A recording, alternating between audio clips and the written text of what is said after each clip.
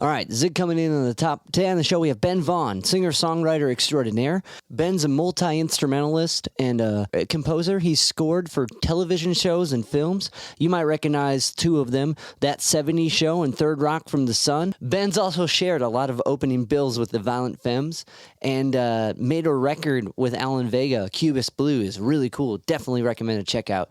And he got noted for his songwriting by Bob Dylan on Bob Dylan's radio show. Ben also has his own radio show called The Many Moods of Ben Vaughn. It's also on a podcast platform. If you go to his website, benvaughn.org, you can get access to that. But we're here to talk about his new record, The World of Ben Vaughn. And we're going to listen to a track off it. This is the opening track, Asking for a Friend. So without further ado, here's my conversation with Ben. Yeah, a good friend of mine lives in Cleveland. He is the president and CEO of the Rock and Roll Hall of Fame. Oh, no actually. way. Cool. He used to be, when he was a kid, he was my road manager back in the 80s. Yeah? Like I always tell people I gave him his start, which is not really true, but, it works. That's awesome. Well, that's a good friend to have. Yeah.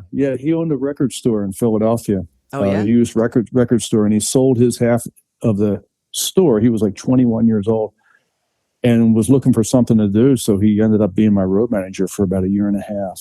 And we went, I think we did 3 coast to coast tours with him. Wow. He just couldn't leave the music then. What was the record store?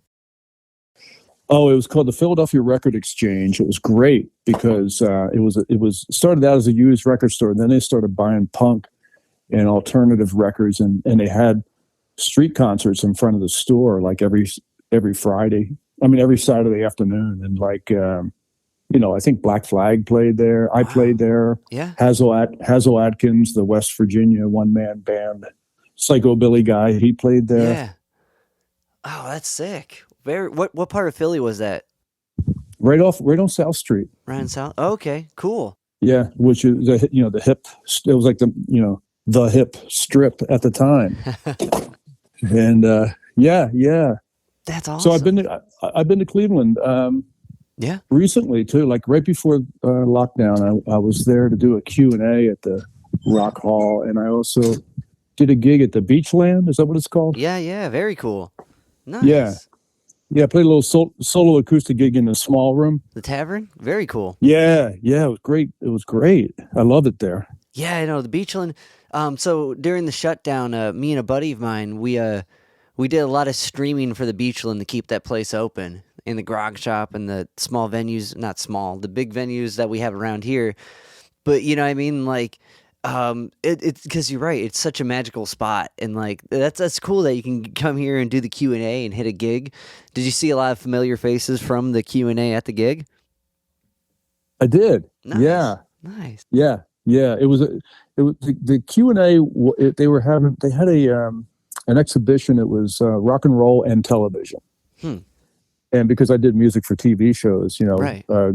Greg Harris said, I got to fly you in for this because, that 70s show is like probably the most rock and roll sitcom ever. Definitely.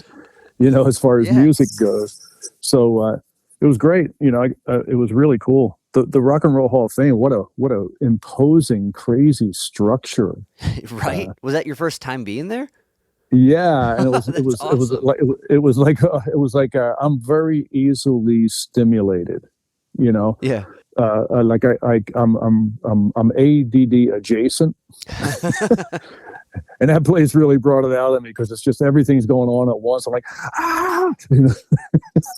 Yeah, you can't walk in that room with being like, am I walking in it's slanted, it's a giant pyramid, Yeah, I found myself on a very steep elevator going up.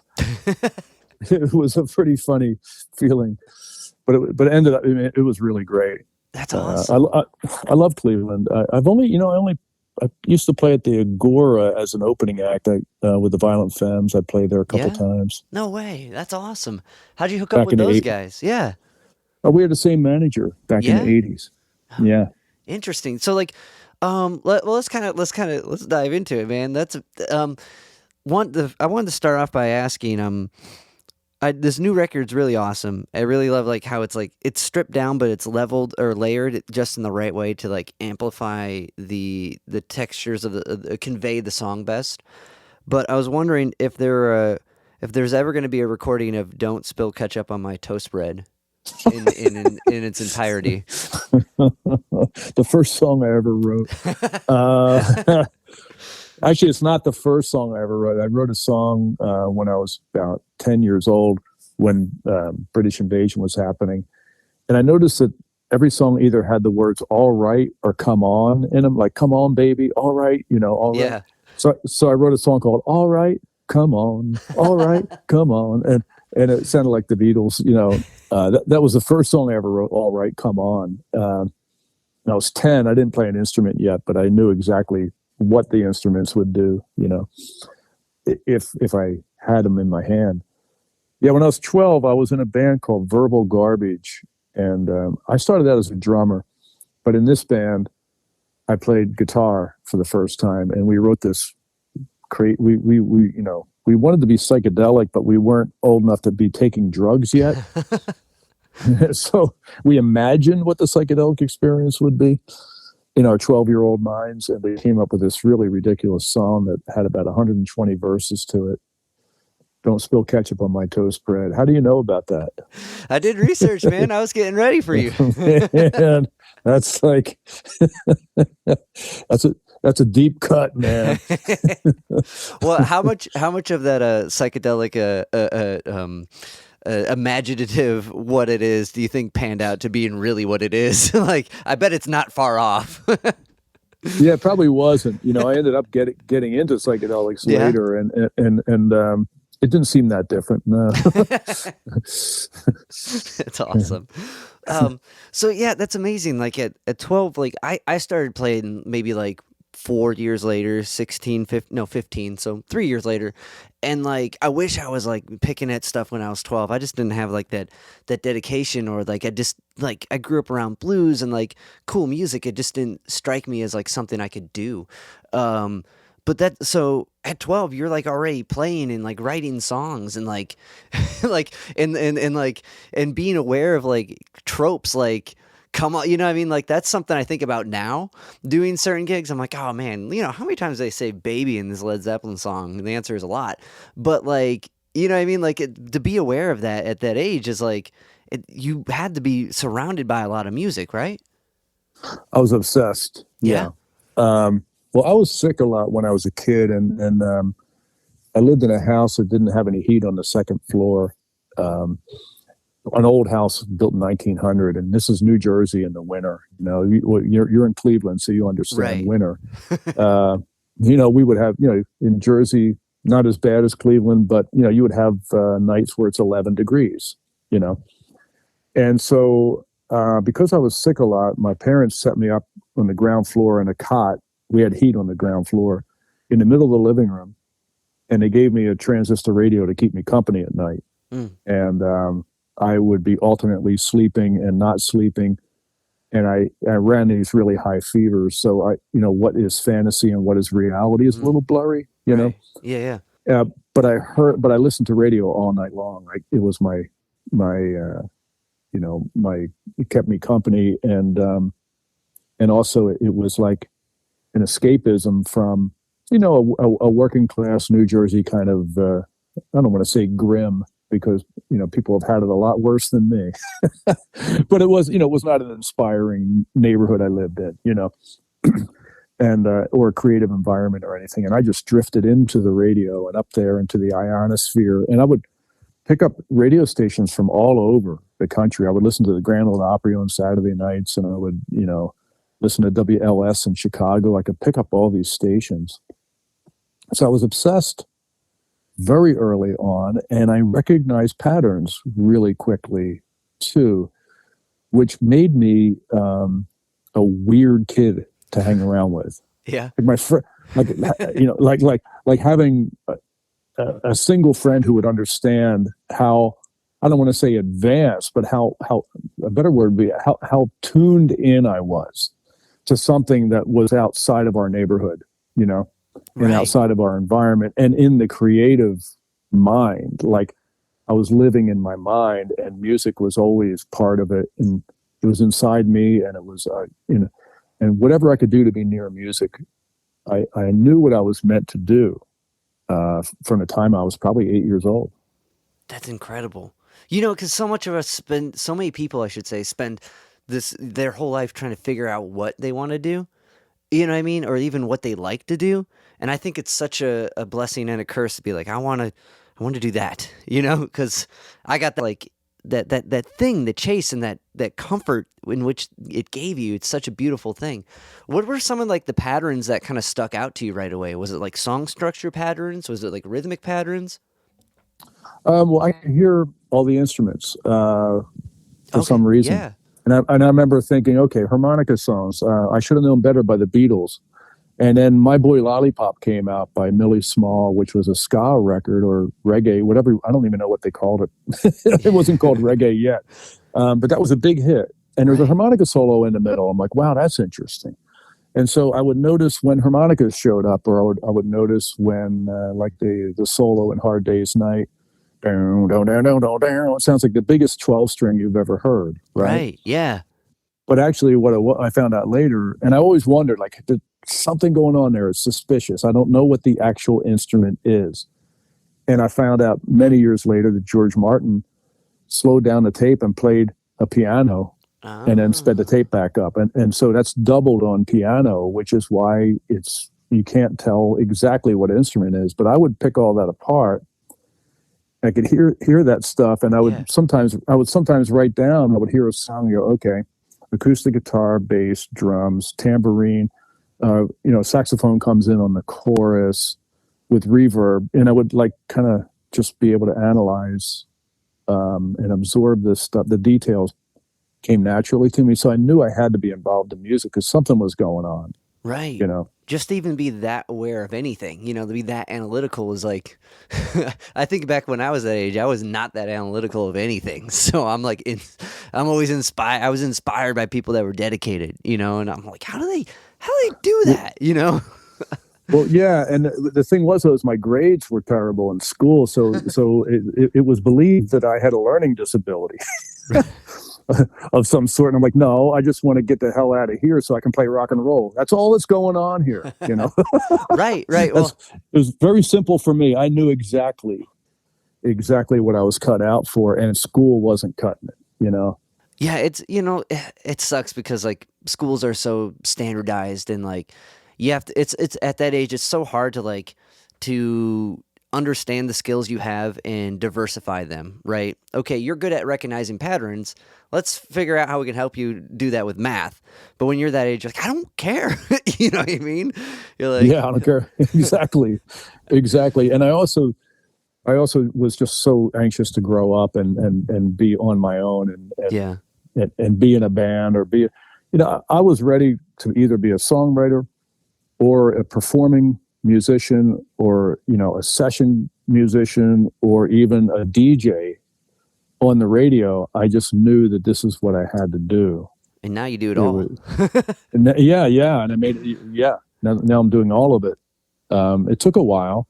Right. But I got there, So when you're like this music obsessed kid and you're just hearing all this stuff, was there anyone during that time that helped clarify it? Like, hey, I have a drum kit. Come on over. Let me show you some chops. Or, hey, this is how you hold this chord. Like, was there a musical kind of idol that opened that door even further for you? Yeah. When I started out as a drummer and I was playing in Battle of the Bands and school dances and stuff. And in Philly, like where I grew up in New Jersey, it's right across the river from Philadelphia. So Philly radio was our thing. And Philly was very soulful. It was either soul music or doo-wop was all over the place. And even when the Beatles hit, it didn't hit as effectively and as quickly in the Philly area because it wasn't as danceable as up-tempo doo-wop or soul music. Right. And dancing was everything. It was everything. And so I started out as a drummer, which means you keep people on the dance floor or they don't hire you again or invite you back. Right. Yeah. You have to keep people on the dance floor. So I started out as a drummer, but by the time I was about 14 or 15, I realized I wanted to be a songwriter. I was gonna say it's interesting as a drummer. You kind of see you're kind of like the conductor of the band in a way. You see where you're cueing all the things. You get to see where they're hit. You know when they hit and how impactful they can be. Like that's like I think a drummer is a very special seat within the band. They like oversee so much of what's happening crowd wise and music like dynamic wise, and it's That's interesting. Sorry. that is so true. That's so true because when I was playing drums, I would notice when the audience jumped on the dance floor, and and I would know, oh, okay, so this beat really gets them going, Yeah. and like what was successful, and then when it would drag, I'd be like, well, okay, that's like listening music, not dancing music, Right. and which really became, by the time I wanted to be a songwriter, progressive rock and Crosby, Stills and Nash were all in the vogue. So it was like, dancing. I mean, that's not dance music. Thick as a Brick by Jethro Tull is not exactly, going to fill the dance Yeah. floor. So For I sure. couldn't really relate. And I decided I was listening to we had a country station in Philly that I was able to pick up on the radio. And I started falling in love with Tom T. Hall and Johnny Cash and Roger Miller and writers like that, and really became obsessed with lyrics at that point. Mm. And I had a friend named Fitz who was a really good rhythm guitar player, but he wanted to be a lead guitar player. So he decided to teach me how to play rhythm guitar so he could practice lead while I'm playing. Okay. And every day after school, we would go to the Corvettes department store. They had, up in the appliance section, they had a row of acoustic guitars, Silvertone acoustic guitars, and they had some music books there, song books like the Beatles song book or the the Motown song book The or fake whatever. book, the real book. And we would go there every day after school, pull one of the books down and sit on the floor and play guitars until dinner time every day for like a year. And the woman who ran that department, her name was Grace. She thought we were really cute, so she let it happen. Nice. Yeah, she was like a saint, really. Yeah. And that's the thing that as I'm sure is, especially with the kids you're working with, to run into somebody who cares enough to recognize who you are and encourage it. Whenever that person arrives, you are a lucky person. You're really lucky if someone it will actually tolerate you, because when you're a teenager or when you're a kid, you're really obnoxious without even knowing it. Yeah, that's for sure. Your immaturity just causes you to blurt things out and talk too fast and jump around and think things are funny that are only funny when your brain is not developed yet. And to run into an adult who is like patient with you and recognizes that you have something going on and thinks it's worth encouraging is like, I mean, it's a huge thing. It is. I definitely agree with that. And usually, like, even in that state, you kind of pick up on those adults. You're like, oh, I like that guy, and even you hear some owls out your way. Yeah, that's a mourning dove, actually. Oh, it's a mourning dove. But yeah, it's it's interesting. Those are so important, and because that's like to have that access to a guitar every day, and that just the progressions to being able to try to hash them out. So as you're getting some rhythmic chops, are you noticing what are some kind of songwriting patterns you're noticing when you're really kind of trying to understand lyrics? Well, the Beatles obviously had great chords, Right. and they weren't easy chords. Some of them, they had a lot of passing chords, augmented fifths and various things, or they would favor the four minor a lot, which made them a very distinct. Right.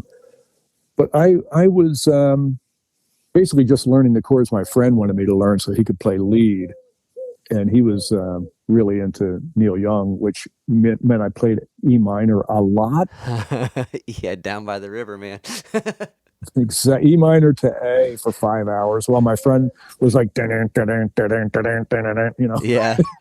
So I got pretty bored with it and started writing my own songs. But they weren't good songs yet. But I was trying. I was really proud of myself when I would finish something that actually even sounded like a song. Right. And but I was always really listening to lyrics a lot, like.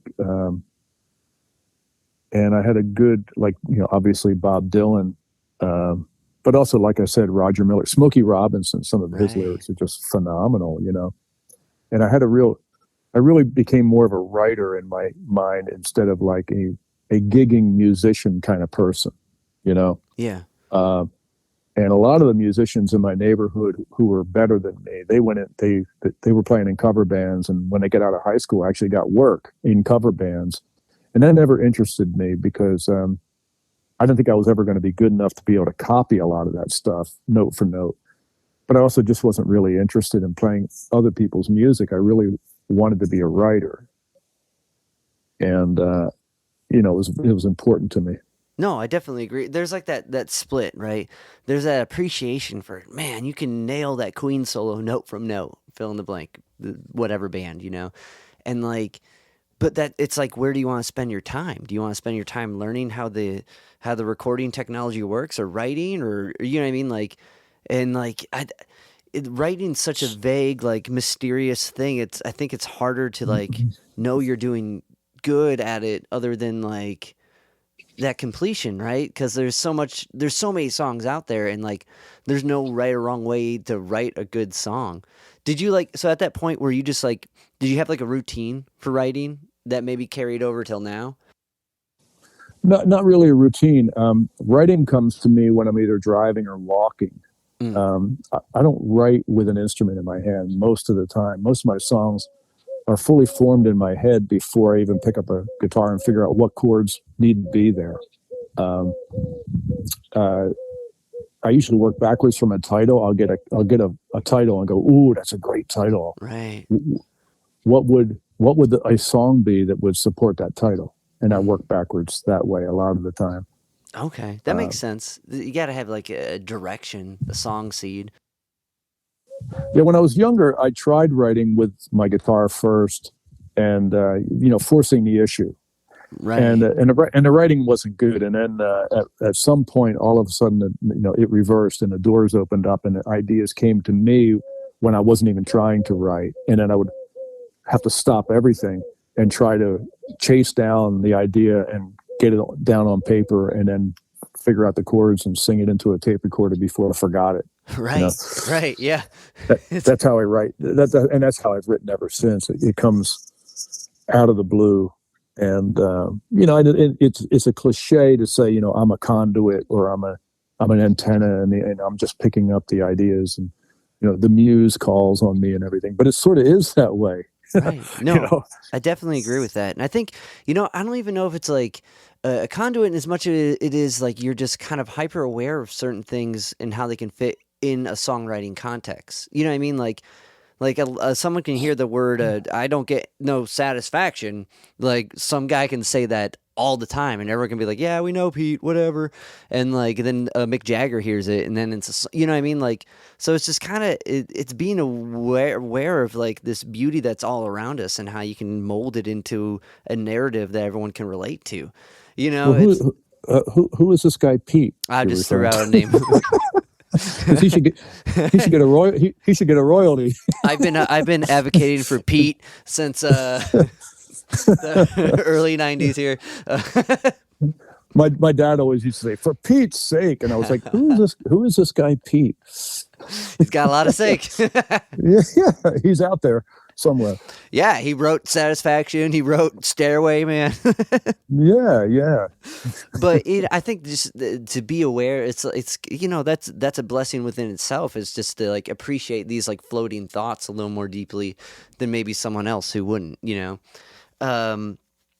But to kind of like put it into the narrative a bit. So you're writing these songs. When do you like in your first band? You did it until like you're 27, right? What happened with me is that by the time I got out of high school, progressive rock had taken over. Emerson, Lake and Palmer, and right. Jethro Tull and Edgar Winter Group. This was the music that was big. And in my formative years, I was a big fan of garage rock. I was playing Gloria and Wipeout and all that, and all the bands I was playing. Yeah, Surf and Bird was my favorite record ever. And and I really was also into the Stooges and the Flamin' Groovies and the MC5. Yeah. In high school, but by the time I graduated high school, even that wasn't around anymore. And I couldn't relate to the music around me, so I got really into older music, old blues, old bluegrass, and old country music. I went backwards and I got pulled backwards into the history of everything that modern rock and roll was based on. Right. Okay. And during that time, I was just listening a lot, and I was writing songs, but I wasn't showing them to anybody because I wasn't sure if they were any good. And I became a dad when I was 20 years old. So I had responsibilities immediately. I was married with a kid. So I worked as a landscaper. I never went to college. I got out of high school and I went right into the workforce. I worked in a knitting mill for 2 years, and then I became a landscaper for 5 years. I went to school at night and learned offset printing, and then worked in that field. And I drove a delivery truck in Philadelphia, all to make a living because I was a guy with responsibilities. But during that entire time, I was writing songs, but I wasn't showing them to anybody because I wasn't sure if they were good. I didn't have, I just didn't have anyone around who knew enough to be able to tell me whether they were up to the caliber of what I was hoping they were. Yeah. I didn't have a mentor. And in the early 80s, I was working as a paste-up artist, which is where my printing job led me. Was I wanted to be in the art room, and it was very easy for me to make that switch. And so I was a paste-up artist, and a friend of mine in Washington, D.C. had a mail-order record company, and he hired me to paste up his catalog. It was a side job. And he ended up reissuing a record by a group called the Original Symptoms from Springfield, Missouri. And he asked me he started the label and reissued this record and asked me to design the 45 sleeve, which I did. And the band, they were thrilled with it. And they came up to New York to play a bunch of shows, and they wanted to meet me. So they put me on the guest list. My first time ever on a guest list. Ever. It's pretty cool. It doesn't stop being cool. yeah, exactly. I was like basically living a life of quiet desperation, to quote Oscar Wilde. And I think he said it. Maybe it was Thoreau. I don't know. It was Pete. It was Pete. Yeah. And so I was thrilled, so I drove up to New York and I went to see them play, and I went backstage to meet them, and they asked me what else I do, besides art. And I said, well, I'm a songwriter. And they said, well, we're really lazy about writing songs. If you have any original songs, please send us a cassette. And the leader of the band wrote down his address and handed it to me. And I went home and I sent them a cassette of like 10 of my songs, and they called me and said, we just worked up 5 of these and the audiences love them. Whoa. You're a great songwriter. And I'm like, really? For real? And they're like, yeah, we're gonna make a record, and we're gonna record 2 of these on our album. And they changed their name to the Morels. If you find this record, you'll love this album. It's called Shake and Push by the Morels. And they put it out on their own label out of Springfield, Missouri in 1982. And all of the hipsters in New York City, Ira Kaplan was a rock critic for the Village Voice at that time, before he formed Yo La Tengo. And he went nuts over the Morels, and he booked them to play in New York City, and the Morels invited me to come up and get on stage and get on stage and sing with them. So I was discovered by New York City as this hot, new, interesting songwriter. It was really a surprise to me. It was it was a surprise to me that my songs were as legitimate as they were telling me they were. You know, Right. I wasn't aware that I was fully formed at that point. I thought I was still searching, and who knows whether it's good because I wrote it and I don't know, you know, Yeah. I don't know. And that led to, a record deal and touring, and, you know, it led to a career. That's amazing. One, I think what a great like kind of headspace to be in that you're still searching. You know, in like in a way, it's kind of like it's kind of like working out your songwriting muscles and not looking in the mirror. You know, and then one day being like, whoa, you know, like, but that whoa is coming from the crowd screaming at you and bands that you admire being able to like turn what you wrote into like a song on their record. That's incredible. So, Yeah, it was a big thing for me. You know, I right. was really living in obscurity and had pretty much ruled out a career in music at that point. It just didn't seem like it was in the cards for me, you know? Right. Well, it's so time taking and you need those moments to write and you need those moments to record. And when you're raising a family there, you need to be there for those moments. It's like, man, that's hats off to getting through that. Cause that had to be a tough situation, man. Yeah, yeah. Well, it was, it was what it was. Right. I didn't know it was a tough situation because it was the only situation I knew. Right. Right. Yeah. Well, I mean, I guess Yeah. in the rock and roll comparison of it, right. Yeah. But okay. So from there, you're touring and you're mostly doing like a solo act, right? Oh no, I started the Ben Vaughn Combo Okay. in 1983 when it really looked like I had something going on. I formed a band, the Ben Vaughn Combo, and we were discovered by the Violent Femmes manager. I already had stuff going on. I was getting written. My first gig ever in New York City, I was written up in the New York Times. That's amazing. Yeah, so it was like I really arrived. Right. I arrived enough where managers and labels were starting to ask, "Well, who is this guy, Ben Vaughn?" And Marshall Crenshaw recorded one of my songs, Wow. I'm Sorry, But So Is Brenda Lee, which he put on his third album. So I was on the map, but I was still unsigned. Right. So I formed the Ben Vaughn Combo and we got signed, put out our first record in 1986. We put out a 45 in 1985. And then we put our first album out in 1986 and started touring, which was nonstop touring for probably the next 5 years for me. Now, when you're doing that, are you like, this is it finally? Or are you like, holy shit, this never ends? Like, A combination of both. okay. I was thrilled to finally be part of the rock and roll history that I had been observing from the Right. side all those years. I'm like, whoa, I'm actually part of this now. I remember at one point, Restless Records, I was signed to Restless Records, and they called a meeting and they said, okay, look, your album has only sold 33,000 copies. We need to talk. And I remember thinking, 33,000 people own my record? Right. Holy shit. 33,000 individuals are actually absorbing what I created?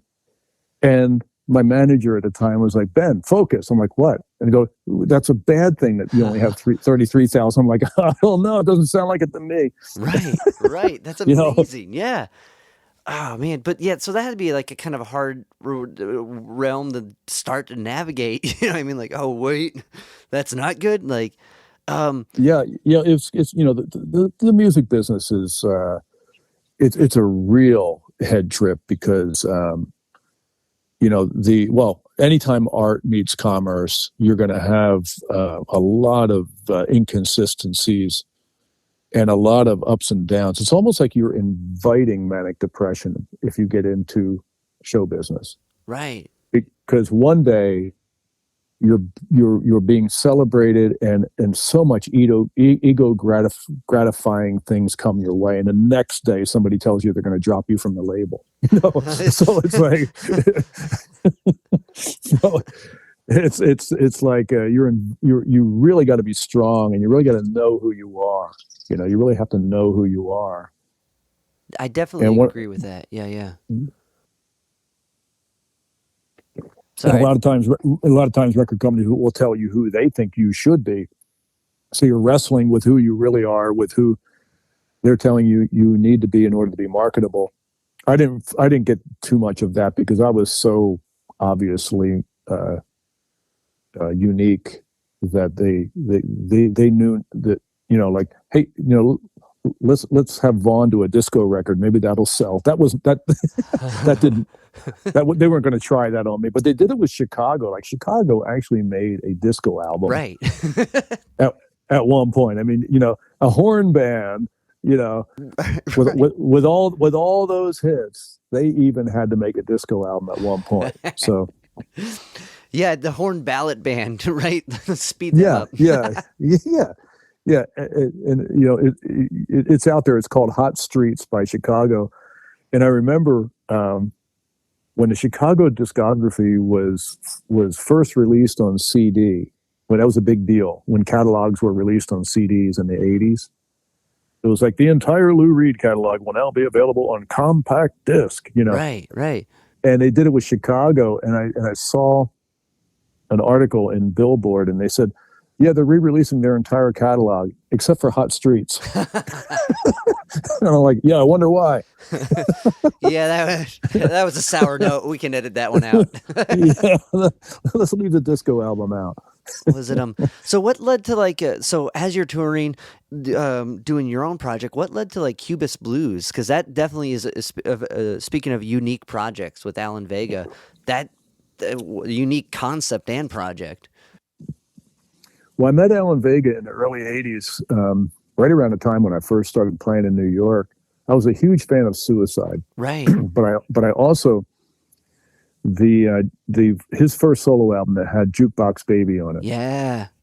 That was a big influence on me because it was the first time I realized, wow, you can make modern rockabilly.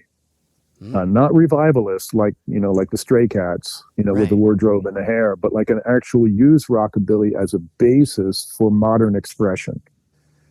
And be hypnotic with it too, and only have one chord. That song is one chord.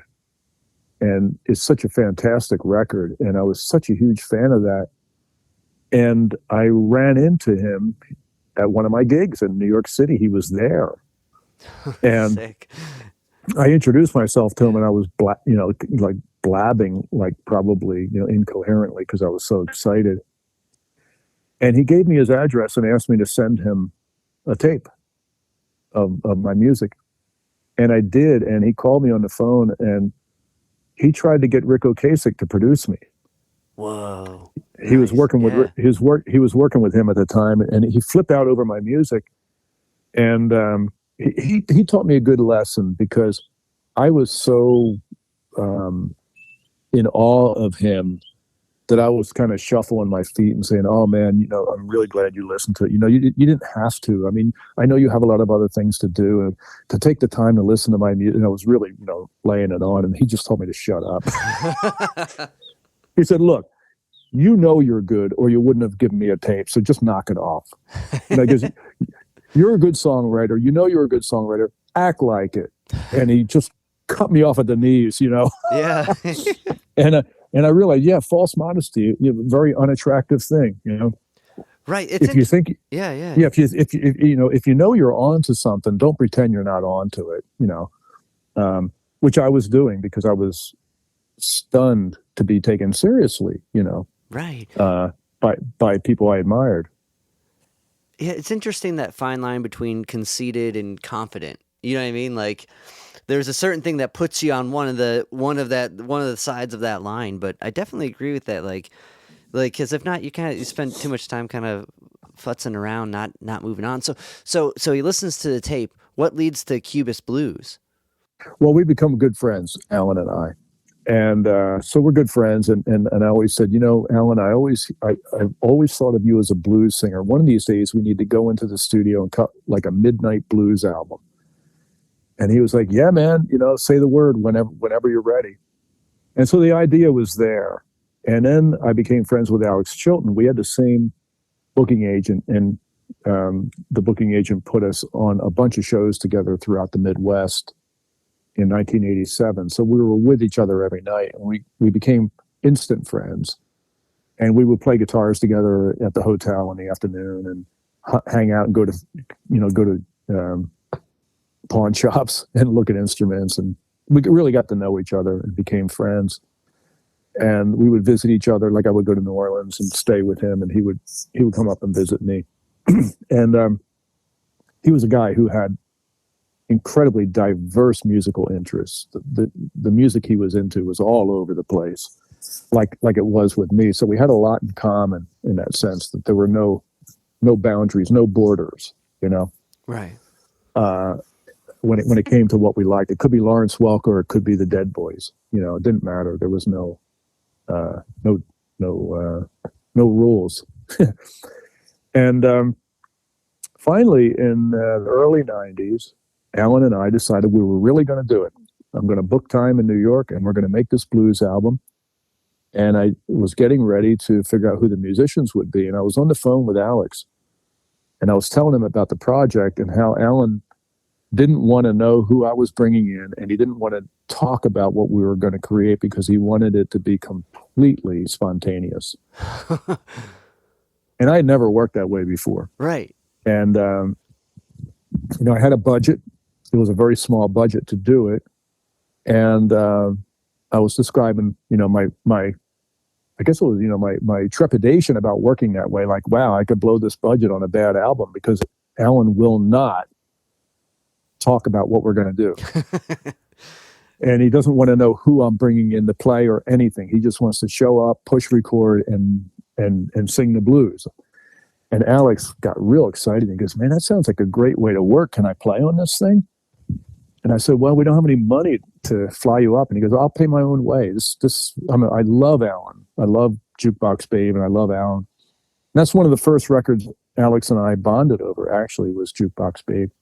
We realized we were both Alan Vega fans very early on. And so Alex flew up, and we rustled up a bunch of instruments in the city and took them down to the studio. And we booked 2 nights. Actually, we booked 1 night, and the first night went so well, we decided to come back the next night and see if anything else could happen. And it was a completely improvised record. That's amazing. It's such a cool record.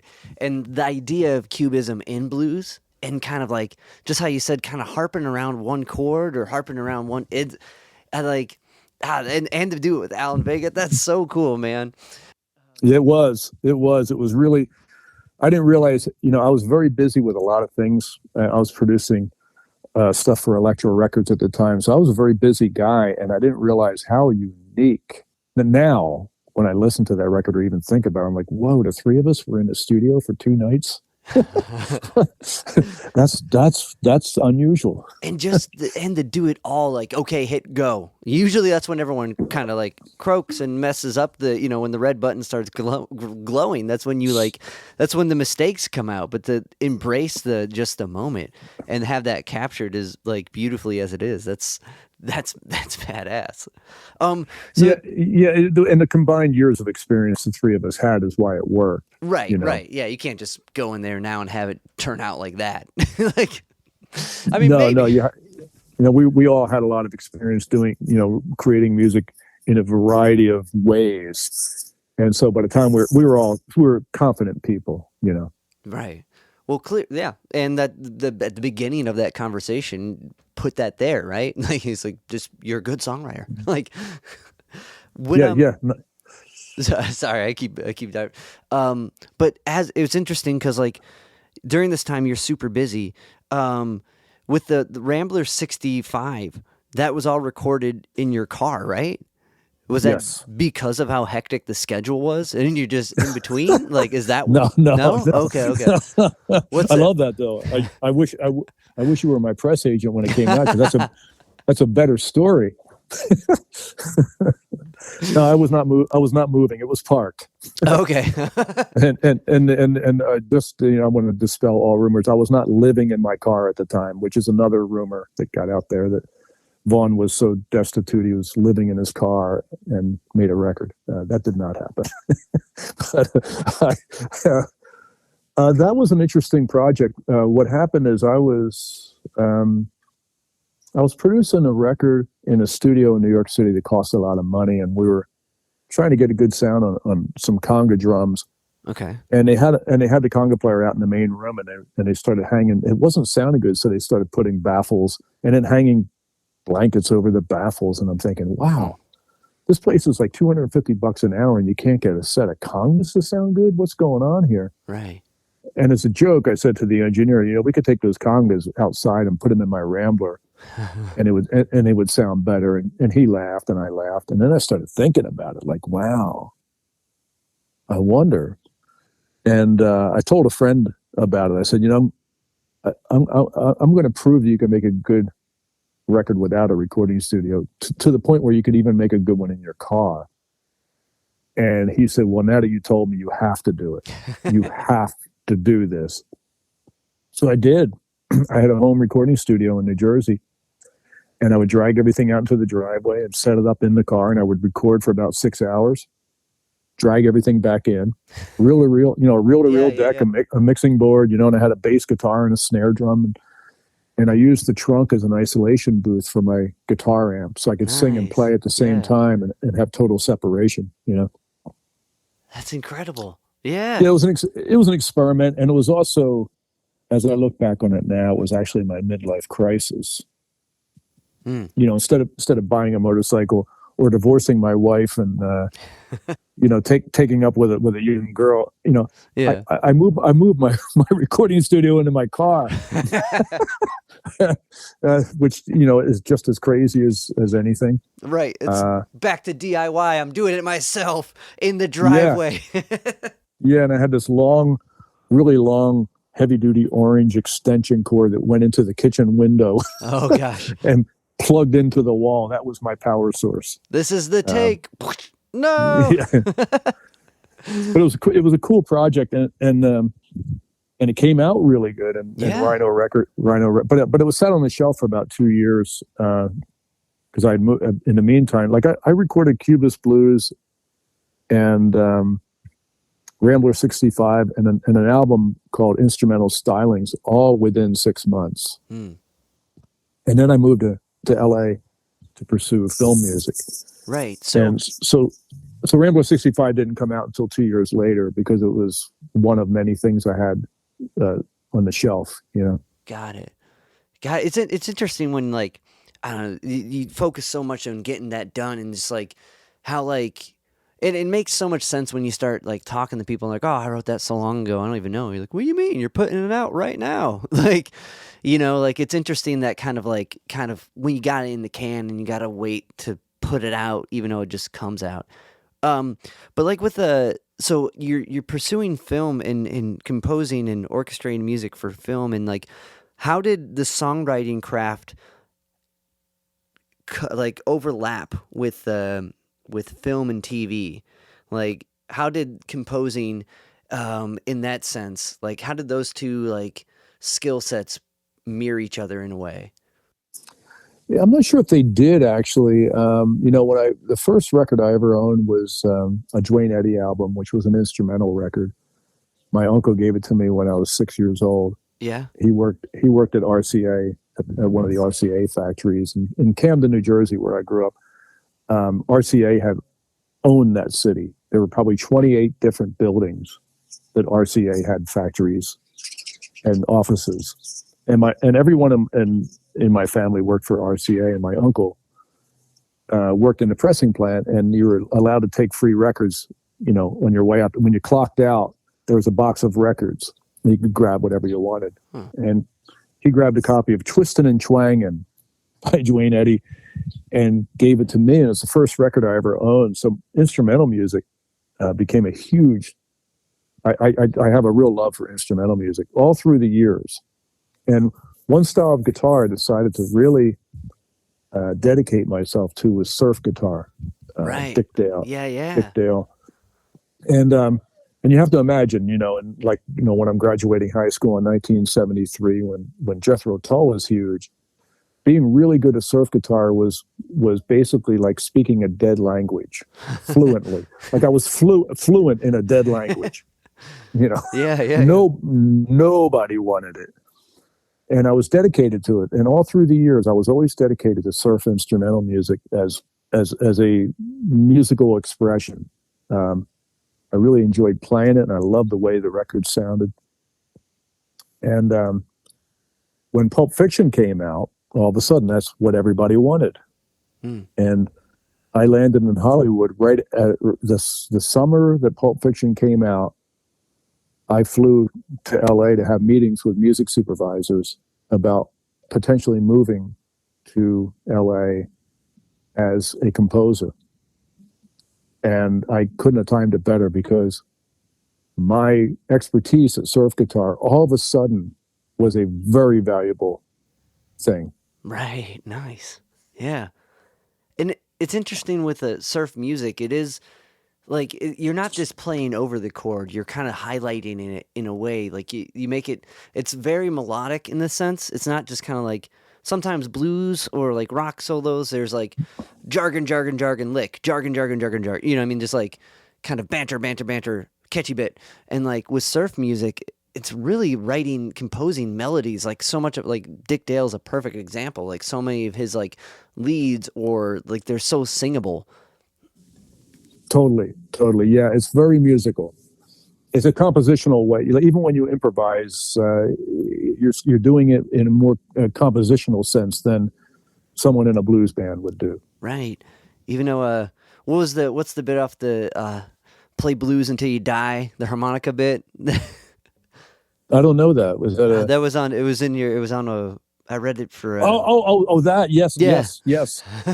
Well, that's another instrument. I play blues harmonica. Yeah. And when I got out of high school, I was playing in biker bars, and you know, and they would yell, "Play blues or die," and I would, you know, I chose the blues. I'm still here.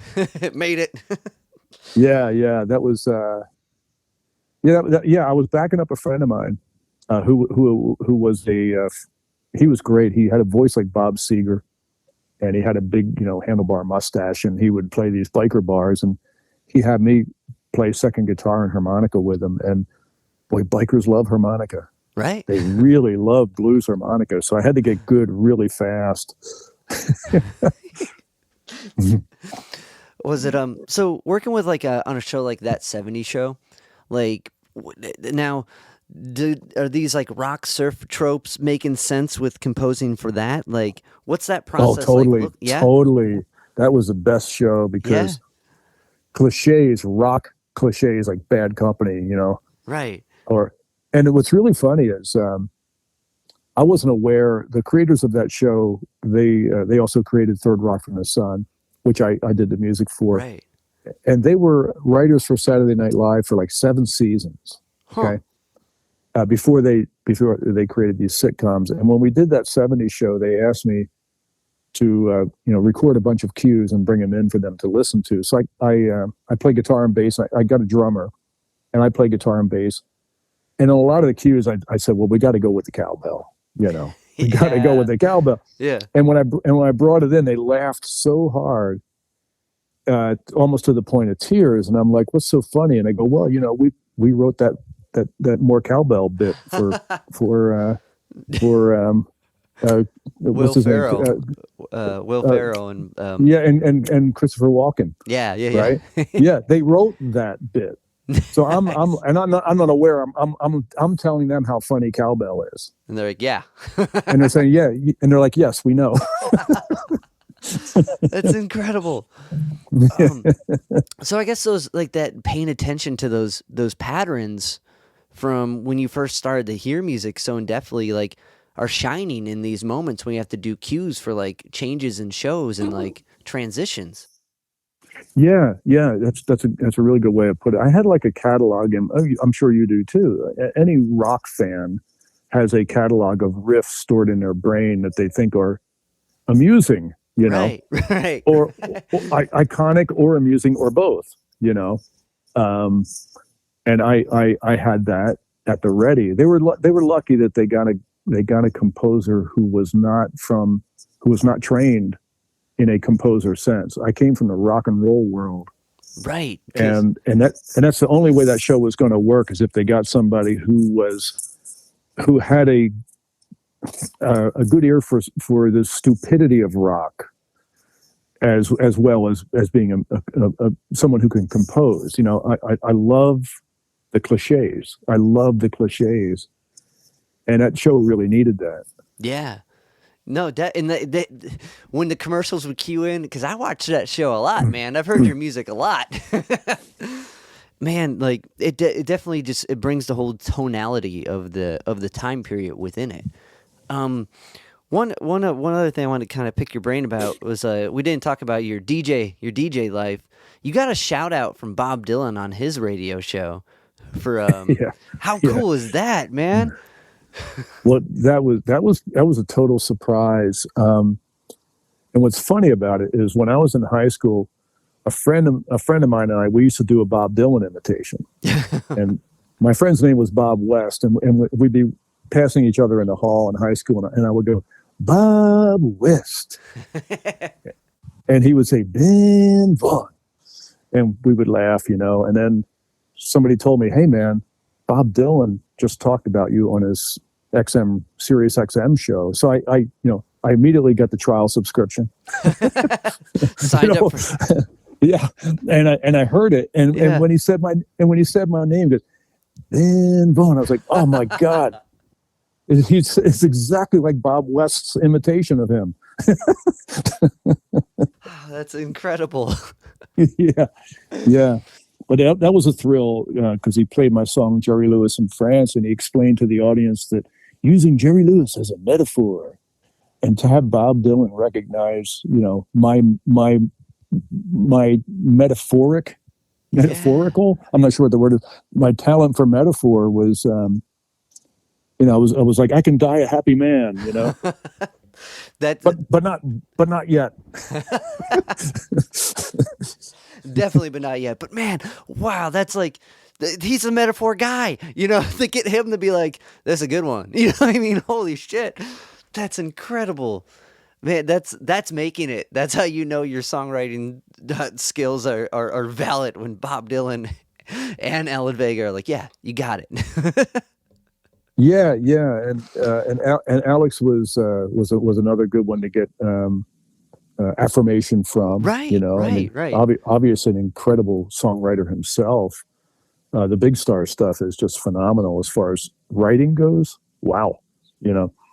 It was great to find out that I was a contemporary, as opposed to like a distant fan or someone who would never be up there with those people. It really is proof that music is a classless thing. That anybody who has a song that is put together well has a shot. You know, and that's what I felt like with me is like, I wasn't quite ready to see myself as a contemporary in the beginning, because I'd been a fan for so long and I'd been off to the side of the action. You know, I wasn't involved in the action like Alan Vega or, you know, Alex or Bob Dylan were. You know, they were the action and I was witnessing it. And then to be all of a sudden part of the action and recognized as just, you know, a contemporary was, it took a little getting used to, but I love it. And it's encouraging to anyone out there listening, you know, right now, or yourself, that it can happen to anyone if you dedicate yourself to quality. You know? Definitely. And like, I can't think of a better way to wrap it than on that, man. That's beautiful. Before we do kind of wrap it up, are you planning to do any touring now that stuff's kind of lightening up with this new record coming out? Oh no, I'm leaving for a 10-city tour of Spain in May. Yeah, awesome. Yeah, man. Playing a kickoff show in Philadelphia. Yeah, a little warm up gig. I'm taking my Philadelphia band with me. Some of the guys from the Combo actually are, you know, we're still playing together. I've been playing with the same band in Philly for like almost 40 years now, and we're going over to Spain for 10 shows. Where are you playing in Philly? What's the? It's a place called the the Ardmore Music Hall. Okay, very cool. It's a fairly new venue. I played there right before lockdown before, and it's a really great venue. Awesome, man. Well, man, thank you so much for taking some time to chat with me today. This has been awesome. I'm like super inspired, like, and I love diving into your career and like. Right on, man. I really enjoyed it. You're a very good interviewer. Very comfortable right away. Like I felt like we already knew each other before we started even, a minute into it. So it's great. Well, thank you, man. Likewise.